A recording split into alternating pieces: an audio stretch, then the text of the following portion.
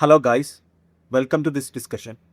In this today discussion, we are going to discuss about statements of comprehensive income or state.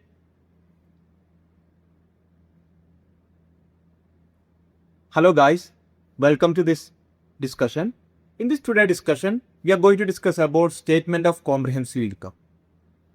Before going to statement of comprehensive income, you imagine a scenario. You are working in a multinational company. At the end of the year, the companies reported a solid net income of $10 million, $10 million suppose. However, but the company CFO noticed that there are some companies, some investment in foreign entities lost significant value due to current currency deviation, and their asset available for sale debt portfolio dropped market value by 22 million. Suppose your own company made a 10 million profit, but there are some foreign investment. There are some investment in foreign subsidiaries that we created a loss, plus the available for sale security that also there will be a market value drop of 2 million. So in this scenario, if you are looking into income statement or your company performance or your brand's performance, you made a net profit of 10 million. But this will directly affect your equity? No, obviously no. Because you have made some losses in other transactions like loss in available for sale of securities and loss in foreign subsidiary investments. So these are the some additional consideration we have to make before preparing statements of comprehensive income. Again, the statement of comprehensive income, it is out of company's profit and loss account or out of net income. The statement of comprehensive income statement or statement of comprehensive income which show a company's performance after considering all these considerations like the value decrease in available for sale of securities and the company's values increase or decrease in foreign subsidiaries, investment in foreign subsidiaries, all these things will consider in the statement of comprehensive income.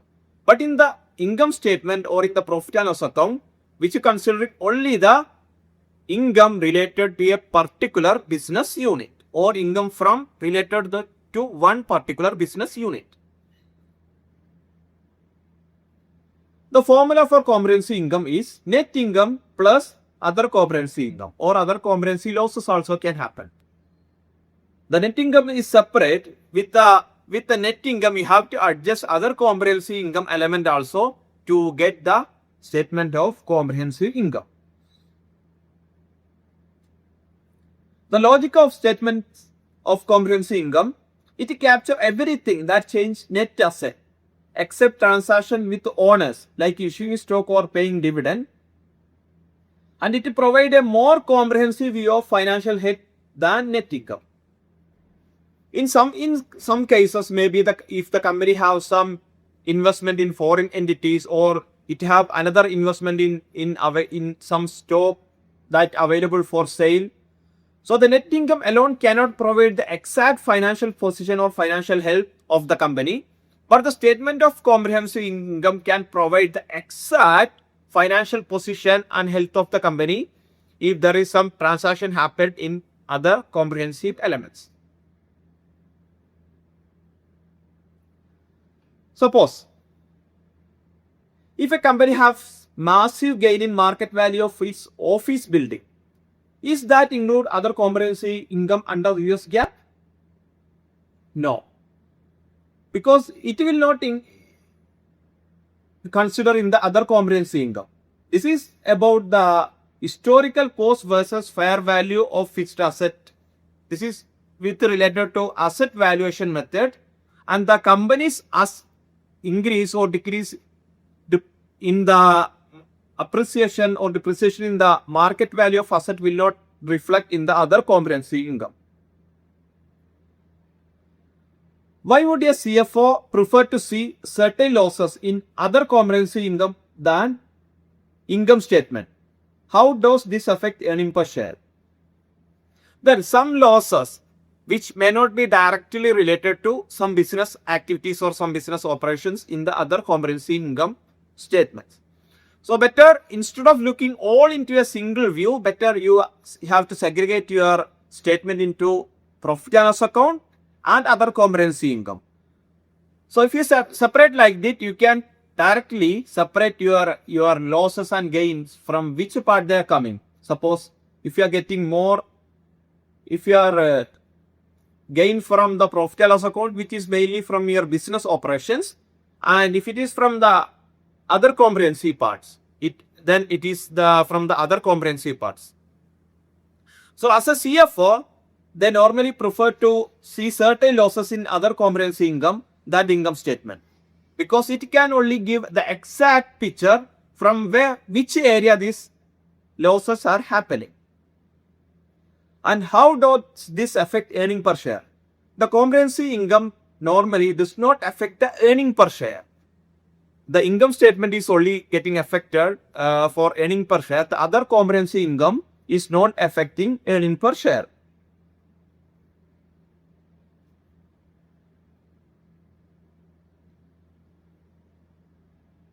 Then the other comprehensive income, these are the items occur during the current period. They are reported in the comprehensive statement of comprehensive income.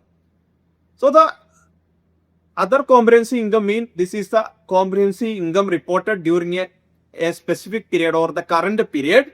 They are reported in the statement of comprehensive income. The accumulated comprehensive income means this is the reservoir. At the end of the period, other comprehensive income are closed into accumulated other comprehensive income, a permanent equity account on the balance sheet. So the other comprehensive income is the comprehensive income for the current period. Then the accumulated other comprehensive income means this is the total accumulated comprehensive income for a longer period.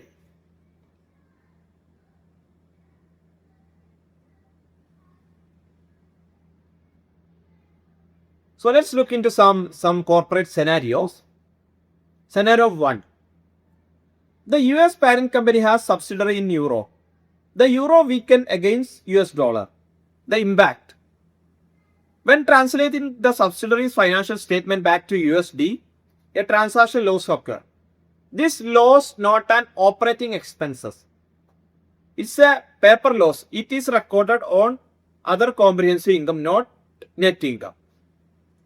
Suppose if a company has investment in other subsidiaries in Europe or in other countries, so there can be some chances for foreign transaction or currency gain and currency loss. So this loss you cannot directly record in the income statement. It has to be recorded in the other comprehensive income. Then the available for sale debt security. A corporate treasury department hold 500,000 in corporate bond. At year end, the market value drops to 480,000. The impact. Since the company doesn't sold the bond yet, the 20,000 loss is unrealized. Under US GAAP, this unrealized loss bypass the income statement and it is debited to other comprehensive income. Because the transaction still not happened, the company is still holding that stock. So which means this is not going to reflect in the income statement, which is reflecting only in the other comprehensive income. That is unrealized losses.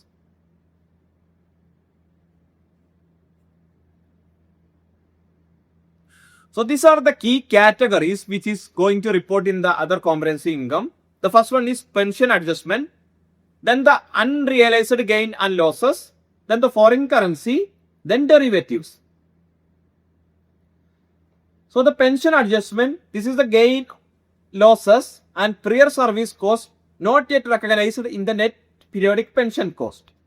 So these are the prior service cost in the and gain and losses and prior service cost not yet realized in the periodic pension cost in the income statement. So this is directly going to affect in the other comprehensive income. Then the unrealized gain and loss. This is specifically for securities, especially for available for sale securities, debt securities. Then the foreign currencies. Foreign currencies mainly the transaction adjustment and certain heads of a net investment in a foreign entity. If the company have investment in the foreign entities, then this foreign currency gain and loss can happen. So this will affect in the other comprehensive income. Then the derivatives. Derivatives mean effective portion of gain losses on cash flow hedges. These are the four key categories which is affecting in the other comprehensive income. So here are some critical exam focus points. The two statement draft. The first one is the company can present comprehensive income in one single continuous statement or two separate statements. It cannot be hidden in only the statement of changes in equity.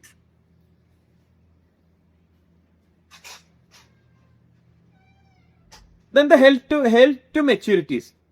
Unrealized gains, losses on held to maturities securities are not reported. Only available for sales securities, debt securities are impacted in the other comprehensive income. The held to maturities securities are not going to impact in the other comprehensive income, but only the available for sale. The gain and losses in the available for sale securities are affecting in the other comprehensive income. Then the accumulated other comprehensive income. The other comprehensive income, this is the period change, it is temporary, while the other accumulated other comprehensive income on the balance sheet is a permanent equity account. So just a quick recap what we discussed. The comprehensive income, this is the net income plus other comprehensive income. Then the non-owner sources, this is exclude. Dividend and stock issuance are excluding in the other comprehensive income transactions. Then the presentation, how we are going to present the other comprehensive income statement. One continuous statement or two consecutive statement. Income statement followed by the other comprehensive statement. Then the balance sheet. Other comprehensive item accumulated other comprehensive income, a separate component of equity. This is we are showing in the balance sheet. The accumulative other comprehensive income statement which is showing in the balance sheet. Then the purpose. The purpose of comprehensive statement of comprehensive income is to show the economic fluctuations that are not realized through sale of or transaction. This is to show the economic fluctuations that are not realized through a sale or transaction. This is the purpose of other comprehensive income. So let's move into multiple choice practice. A company report net income 150,000. During the year, it also recorded an unrealized loss of $10,000 on available for sale debt securities and paid $20,000 in dividend. What is company's total comprehensive income? Here the net income is 150,000 and there is a unrealized loss of 10,000 on available for sale of securities. That means this 10,000 has to be reduced from the net income. Then the dividend is not affecting in the other comprehensive income. So here the answer is C. That means 150,000 minus 10,000. C is the right answer. So let's move into question 2. Where is the accumulated balance of other comprehensive income reported in the financial statement? As a component of net income on income statement, as a liability on the balance sheet, as a separate component of shareholders' equity on the balance sheet, only in the footnote to the financial statements. Here the right answer is C. as a separate component of shareholders' equity on the balance sheet, where we are reporting the accumulated other comprehensive income. So these are the answer and explanation for the multiple choice questions. So guys, this is about today's discussion. If you have any doubt or you need any clarification on any of these topics, please ask me on the comment section. Thank you for watching this video.